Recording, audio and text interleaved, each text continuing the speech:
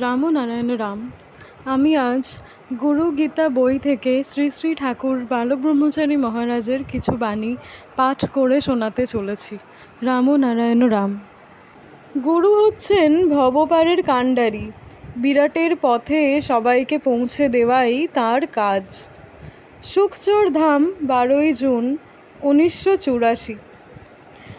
ঠাকুর বলছেন, বিরাট এক জন্মসিদ্ধ মহানের সাথে তোমরা এক যোগাযোগে যুক্ত হয়ে রয়েছ।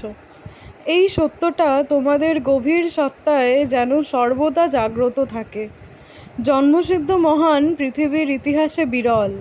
তেমনই একজনকে তোমরা গুরুরূপে পেয়েছ। তোমাদের রুখনেওয়ালা কেউ নেই। গুরু হচ্ছেন গতিদাতা, পথ প্রদর্শক। গুরু বাণী, গুরু গীতা। আমি মন্ত্রের মাধ্যমে তোমাদের কাছে টেনে এনে আমার স্কুলে ভর্তি করেছি। ইঞ্জিন হয়ে এসেছি আমি তোমাদের টেনে নিয়ে যেতে। তোমাদের সবার মাঝে আমি মহাকাশের মহাসুরের মহাধ্বনি জাগিয়ে দিতে চাই।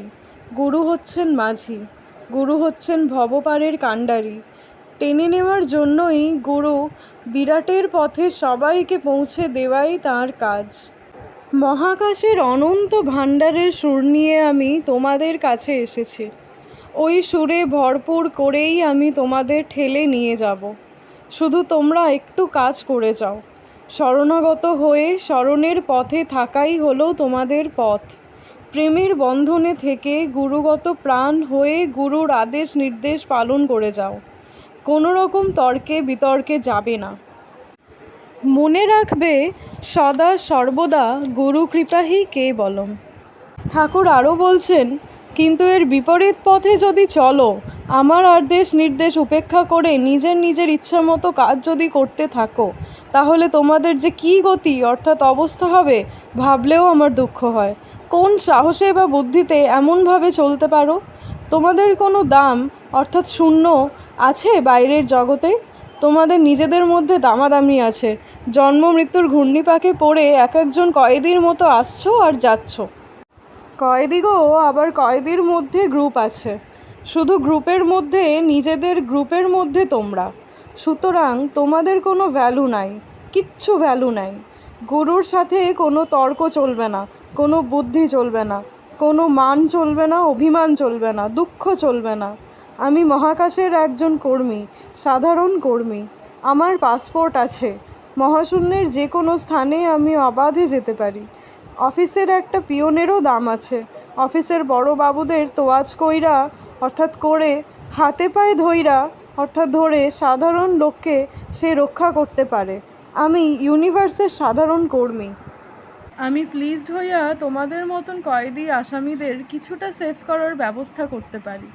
ইউনিভার্সিটিটা তো আর এতটুকু না, তার কর্মী হওয়াই বড় কঠিন।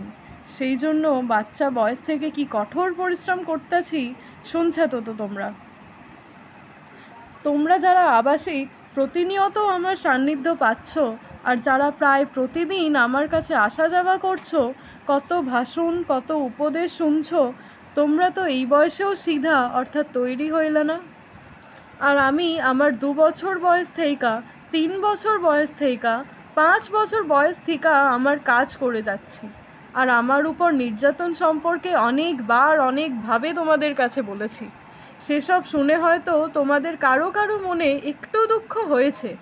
যেইভাবেই হোক নিজের সব কিছু ছাইরা দিয়া চলছি। তোমরাই তো আমাকে ছেড়ে দিচ্ছ। আমার উপরে মান করো, অভিমান করো, ঝগড়া করো। আমি ডাকি তোমাদের পিছনে পিছনে, তোমরা রাগ কইরা চইলা যাইতাছ গিয়া। তারপর উপরে গিয়া তোমাগো পাঠশালায় গিয়া শুইয়া পড়ছ। একেবারে দুনিয়া জয় করে ফেলছ। জানো, ঠাকুর ঠিক ডাকবেই তো। আমি ঠিক বেহায়ার মতন আবার ডাক দিই। কই গেল, কোথায় তোরা ডাক না। তগো ডাক শুই না আসলো। আয়শা ভুরুটা কুচকিয়া বলে, কেন কেন ডাকছ? আমি এখন খাবো না, পরে খাবো।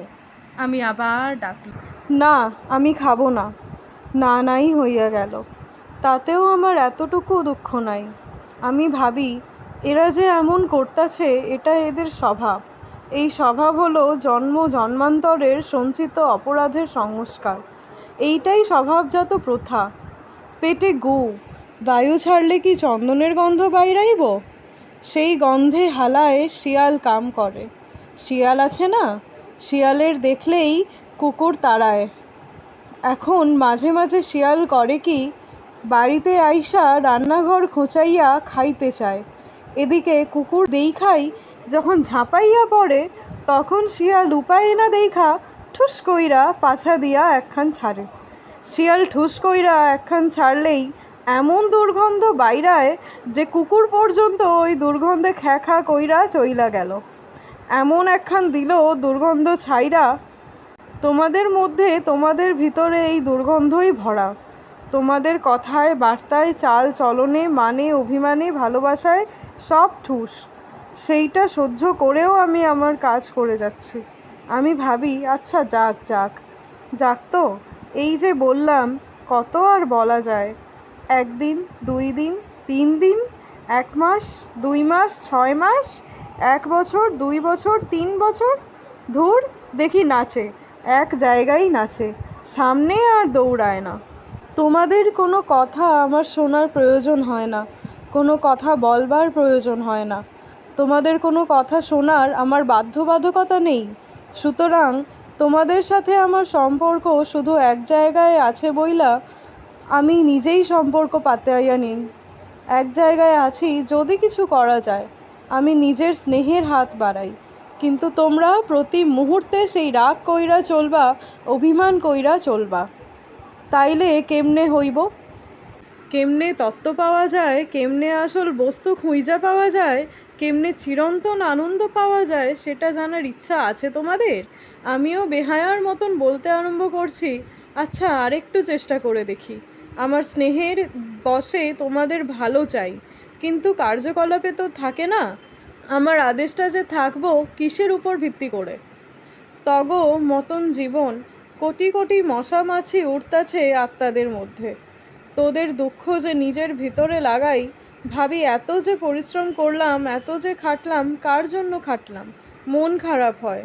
চিন্তা কইরা দেখো, আমারে দেখলেই সব সময় মুখ গোমরা কইরা রইছে, যেইটা আমি দেখতে পারি না।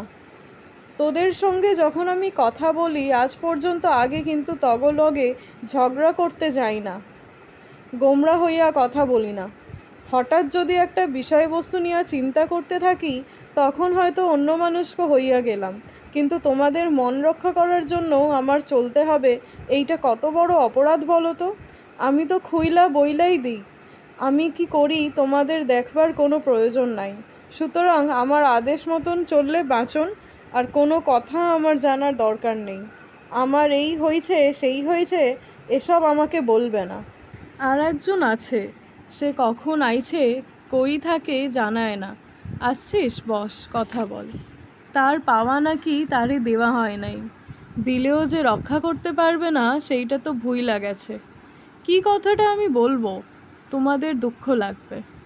আগেই তো বলেছি, পেটে মল, ঠুস গন্ধ। তোমাদের চলায় গন্ধ, ব্যবহারে গন্ধ, ভাবে গন্ধ, সর্ব অবস্থায় গন্ধ। তোমাদের সঙ্গে কথা কি কমু? কথা বলার কোনো প্রয়োজন নাই আমার। তোমাদের সঙ্গে কথায় আমার লাভটা কি? তোমাদের সঙ্গে যে কথা বলি এইটাই বেশি। তোমরা আমার সেবা করো বইলা, একসাথে আছো বইলা এটুকু পাচ্ছ। আমি সেদিনও বলেছি যে আমি একা থাকবো। যখন দেখবো যে ওই রকম অবস্থা, বইসা থাকুম, অযথা তামাশা দেখবো না। আমার মর্জি মতন থাকলাম, মর্জি মতন বসবো। তোমাদেরকে কৈফিয়ত দিয়া দিয়া তোমাদের মন রক্ষা করার জন্য আমি আর কাজ করতে ইচ্ছুক নই। ঠাকুর বলছেন টাইম আমার শর্ট, অর্থাৎ কম। যা কথা বললাম শুনেছ তো? তোমাদের তো এমনিই আমার উপরে রাগ হবার কোনো প্রয়োজন নাই, আমারও রাগ করার কোনো প্রয়োজন নাই। তোমরা তো কয়েদি, তোমাদের উপরে রাগ করতে যাব কেন? তোমাদের বিশ্বাস করাবার জন্য চেষ্টা করতে হবে।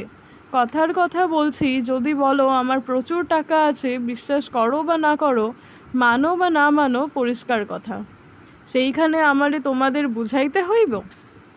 আমার ক্ষমতা আছে, তোমাদের কাছে আমার কিছু দরকার নেই। তোমাদের সাথে আমার কথা বলার কোনো প্রয়োজন নাই।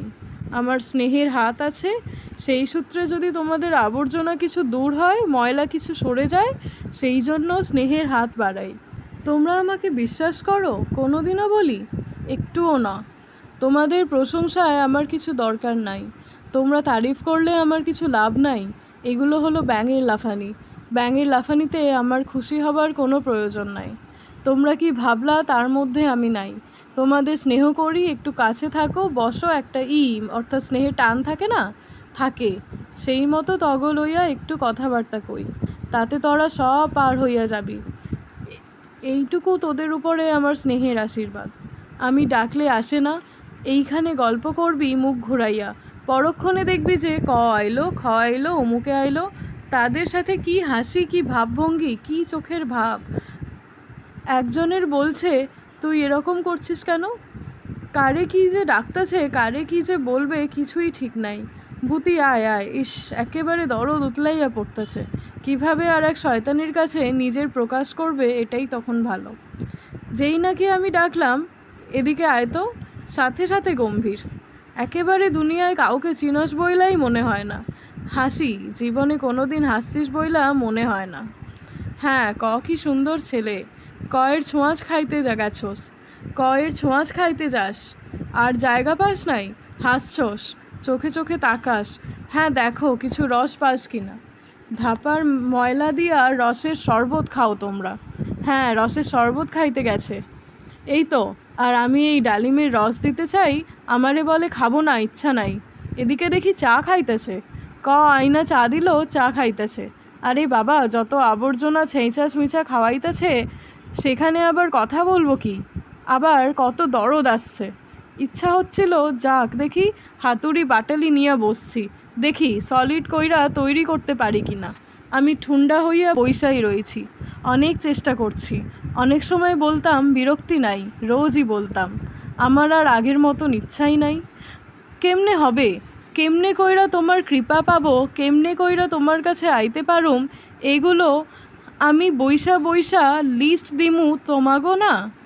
এইভাবে আইতে পারবা, এইভাবে কৃপা পাবা। আমি বইলা বইলা মুখ ব্যথা করুম, আর তোমরা তোমাগো ইচ্ছা মতন চলবা। যা যা, আর নষ্ট করবার সময় নেই আমার, আর সময় নাই।